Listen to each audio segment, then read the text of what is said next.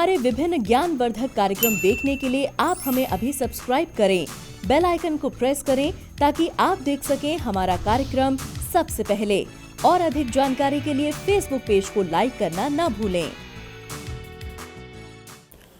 जय मां इंद्राक्षी। इंद्राक्षी धाम में दर्शकों, आप सभी का हम हार्दिक स्वागत करते हैं। आज के दिन जिन जातकों का जन्म दिवस है, मैरिज एनिवर्सरी है, उन सभी को हमारी तरफ से बहुत बहुत शुभकामनाएं। आज का पंचांग 28 सितंबर सन 2020, दिन सोमवार, आश्विन माह, शुक्ल पक्ष, संवत 2077। तिथि आज द्वादशी है। नक्षत्र धनिष्ठा, राहु काल 7:30 से 9, दिशा सूल पूर्व दिशा। आज हम दर्शकों आपसे बात करते हैं मल मास में हम और क्या क्या विशेष उपाय कर सकते हैं। नदियों में जैसे गंगा माँ का नाम आता है, शास्त्रों में बहुत सारी चीज़ों में गंगा का उल्लेख है, उसी प्रकार से महीनों में मल मास का भी विशेष उल्लेख है। मल मास अपने आप में पवित्रता सजोए हुए माना जाता है। मल मास को ही हमने बताया था पुरुषोत्तम मास भी कहते हैं, अधिक मास भी कहते हैं। और इस महीने में जितनी हम हरि की सेवा करेंगे, जितना हम हरि का स्मरण करेंगे, उतने ही हम अपने कष्टों से मुक्ति पाएंगे। लक्ष्मी का व्रत भी बहुत लोग इस माह रखते हैं। नाना भांति के उद्यापन लोग करते हैं। नाना भांति के इस महीने में लोग अनुष्ठान करते हैं। हमारे हिंदुओं में, सनातन धर्म में, अपनी काया का पलट करने के लिए और अपनी आत्मा में परमात्मा का जागरण करने के लिए नाना भांति की चर्चाएं की गई हैं। नाना भांति के योग, नाना भांति के ऋषियों ने समय समय पर उपदेश दिए हैं। वर्ष में हमेशा ये मलमास नहीं आता है, करीब 3 माह बाद आता है। और इस बार का जो कुछ सितारों की जो गणना है, नवरात्रि के व्रत को लेकर के, ये तो एक बहुत लंबे अरसे के बाद ऐसी स्थिति आई है। इस बार के नवरात्र हमने बता ही दिए थे कि 1 महीना विलंब से हैं। 17 अक्टूबर से प्रथम नवरात्र होगा। पुरुषोत्तम मास में आप एक नियम बना लें। एक तो तुलसी माता की सेवा जरूर करें। तुलसी पर प्रतिदिन संध्या के समय दीप जलाएं, उनका आशीर्वाद मांगें। और इसमें मैं आपको एक उपाय और बताता हूँ। जिन कन्याओं का विवाह नहीं हो रहा है, वो इस पूरे माह तुलसी पर दीप करें। भगवान श्री विष्णु की किसी भी मंत्र की सिद्धि करें, साधना करें। और तुलसी पर जब दीप जलाएं तो तुलसी को माँ समझ करके, सखी समझ करके, जैसे हम किसी के कान में चुपके से कुछ कहते हैं, ऐसे कुमारी कन्याएं एक बात कहें कि हे माँ, आपकी कृपा से मेरा विवाह शीघ्र हो। ये एक उपाय है। इससे भगवती सुनती हैं। भगवान के भी तो कान हैं। आप अपने मन की बात भगवती से करिएगा तो जो बेटियां विवाह में विलंबित हो रही हैं, भगवती की कृपा से शीघ्र उनका विवाह होगा।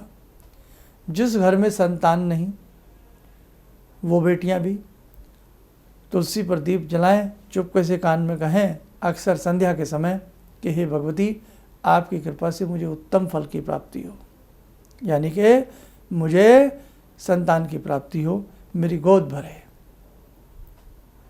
कहाँ कोई कामना करे मेरी मांग भरे, कोई मेरी गोद भरे, और कोई कामना करे भगवती से, हे अन्नपूर्णा, मेरे अन्नधन के भंडार भरे। हमारे ऋषियों ने इतने महत्वपूर्ण उपाय बताए हैं। आज के युग में अनेकों व्यक्ति जिन्हें धर्म के मर्म का नहीं मालूम है, जिन्हें भगवान की विशेषताएं पता नहीं है, जिन्हें धर्म की गहराई पता नहीं है, और शायद वो लोग हमारे धर्म से मतलब भी नहीं रखते हैं। ऐसे वो धर्म में अंधविश्वास की बात करते हैं कि आप क्या कर रहे हैं, ये सब अंधविश्वास की बातें हैं। नहीं, आपने कभी शास्त्र पढ़े हैं? आपने कभी वेदों को पढ़ा है? आपने कभी ऋषियों का सत्संग किया है? कुछ भी आपने ऐसा नहीं किया है। बस एक चीज़ कहना जानते हैं आप अपने परिवार में, ये सब अंधविश्वास है, ये सब ढोंग है। नौटंकी आप कर रहे हैं क्योंकि आपको धर्म की ABCD मालूम नहीं है। जब तक किसी चीज़ की गहराई किसी को मालूम ना हो तब तक उंगली उठाने का अधिकार नहीं बनता है। आप धर्म पढ़िए, वेदों को पढ़िए, आप ऋषियों के 2-4 सत्संग अटेंड कीजिए, तब कहिए, तब अच्छा लगता है, तब आपकी बात हम मान लेंगे।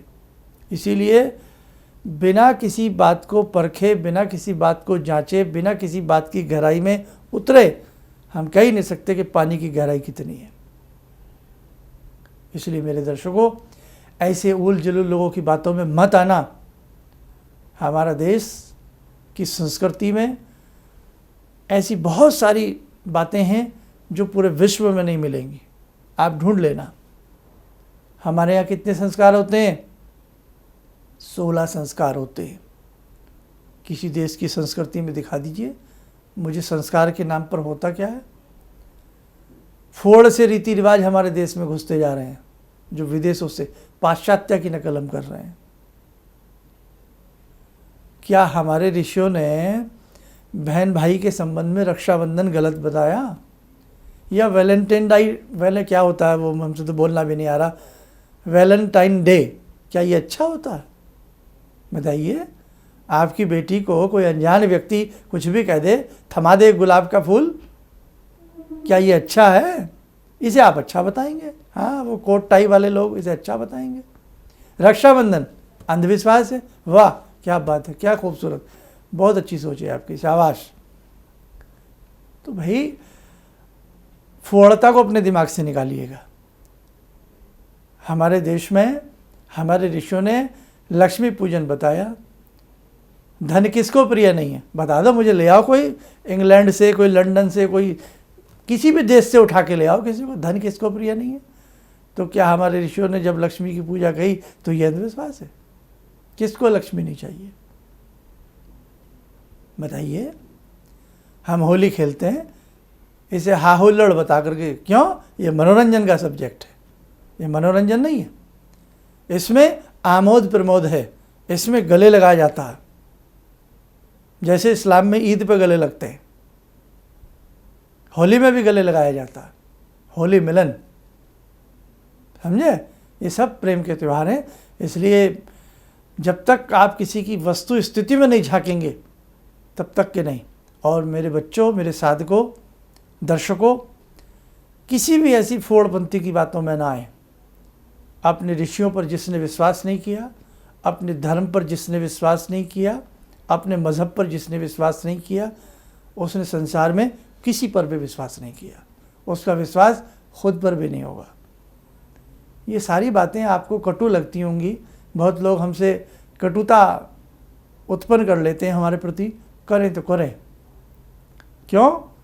क्योंकि हमारा फर्ज बनता है। अब हम बात कर रहे थे मल मास की।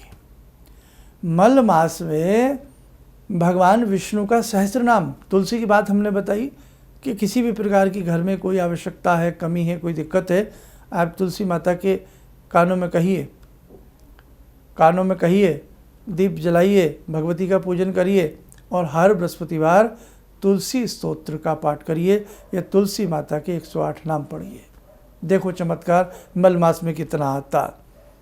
किसी तीर्थ में, सरोवर में जाकर के स्नान करना मल मास में, और वहीं उसके तट पर बैठ कर के गायत्री मंत्र का गुंजन करना, गायत्री मंत्र का पाठ करना अति अति अति शुभ होता है। इस पूरे माह में गीता का पाठ करना बहुत शुभ होता है। इस पूरे माह में, पुरुषोत्तम मास में भगवान हरि की सेवा साधना करना, भगवान विष्णु के अनेकों मंत्रों को पढ़ना अत्यधिक शुभ होता है। और इसी के साथ साथ एक चीज़ और बताएं, इसी महीने में भगवान विष्णु के 1000 नाम पढ़ना, विष्णु सहस्रनामावली पढ़ना, गजेंद्र मोक्ष पढ़ना बहुत अच्छा होता है। ये महीना दान पुण्य का भी बहुत अच्छा होता है, अनंत गुने फल की प्राप्ति होती है यदि इस महीने में आप किसी को कुछ देते हैं। अब देखो, फिर आता हूँ, दान देने पर आप कसीदे कस देते हैं कि ये अंधविश्वास है। अरे हमारी भाषा का शब्द है ये दान देना, आप इसे गिफ्ट कह लीजिए, आप गिफ्ट कह लीजिए। अगर किसी गरीब को हम रजाई, तकिया, चादर, धोती, लोटा, बाल्टी, कंघी कोई चीज़ देते हैं, इसमें बुरा क्या है? बताइए मुझे, इसमें बुरा क्या है? आप भी तो किसी के घर जाते हैं बूके खरीद करके नुक्कड़ से। आप बूके खरीदते हैं 10,000 का, हम 10,000 में उसकी आवश्यकता की चीज़ें बहुत सारी दे सकते हैं। कितनी सारी चीज़ें आती हैं आवश्यकता, फूल है मुरझा करके बेकार हो जाएंगे। लेकिन अगर आप 5,000 की किसी के घर का राशन देते हैं, कोई सामान देते हैं, कितना काम आएगा? बताइए, सोचिए।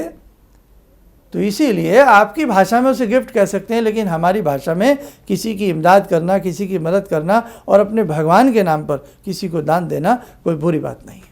तो मल मास में मेरे दर्शकों जितना आपसे बन सके आप करिएगा, आपको बहुत अच्छे लाभ की प्राप्ति होगी।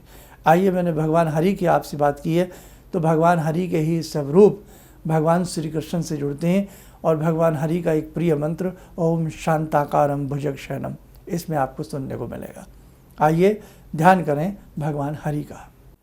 ओम करारविंदे न पदारविंदम मुखारविंदे विनिवेशयन्तम वटस्य पत्रस्य पुटे शयानं बालामुकुन्दं मनसा स्मरामि बालामुकुन्दं मनसा स्मरामि कस्तूरीतिलकं ललाटपटले वक्षस्थले कौस्तुभं नासाग्रे वरमुक्तिकं करतले वेणुकरे कङ्कणं सर्वाङ्गे हरिचन्दनं सुललितं कंठे च मुक्तावले गोपास्ति परिवेष्टितो विजयते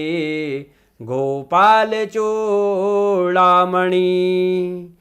शान्ताकारं भुजगशयनं पद्मनाभं सुरेशं विश्वाधारं गगनसदृशं मेघवर्णं शुभांगं लक्ष्मीकान्तं कमलनयनं योगवृद्ध्यानगम्यं वन्दे विष्णुं भवभयहरं सर्वलोकैकनाथं। कवच बना लें और ऐसा महसूस करें कि भगवान विष्णु, भगवान श्री कृष्ण का आशीर्वाद हम सबके ऊपर बरस रहा है।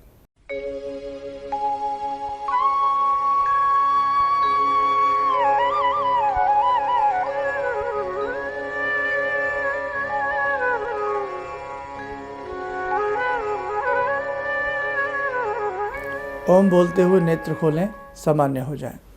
तो दर्शकों, इस महीने में जितना आपसे अच्छे से अच्छा जो भी हो सके आप करते रहना। बाकी हमारी वीडियो सुनते रहिए, देखते रहिए। आपकी आत्मा को हम झंझोड़ते रहेंगे। आपको बुरा तो बहुत लगेगा हमारे शब्दों से, लेकिन एक दिन आपको इन्हीं शब्दों से प्रेम हो जाएगा। इन्हीं शब्दों के साथ हम अपनी वाणी को विराम देते हैं। जय माँ इंद्राक्षी। मुझे ये अंदर से विश्वास हो रहा था कि जो चीज़ 2-3 मैं ढूंढ रही हूँ, क्योंकि थोड़ी बहुत मैं भी भगवान में आस्था रखती हूँ, तो मैं ये सोची थी कि मुझे वो चीज़ें मिल जाएंगी। और रियली मुझे आज यहाँ बैठ के ऐसा लगा, जो आपने 2-3 चीज़ें करने के लिए बताई हैं, कि शायद मेरी समस्याओं का हल शुरू हो गया आज से। किसी भी समस्या के समाधान के लिए मिले प्रसिद्ध हस्तरेखा एवं वास्तु विशेषज्ञ प्रोफेसर धर्मेंद्र शर्मा जी से।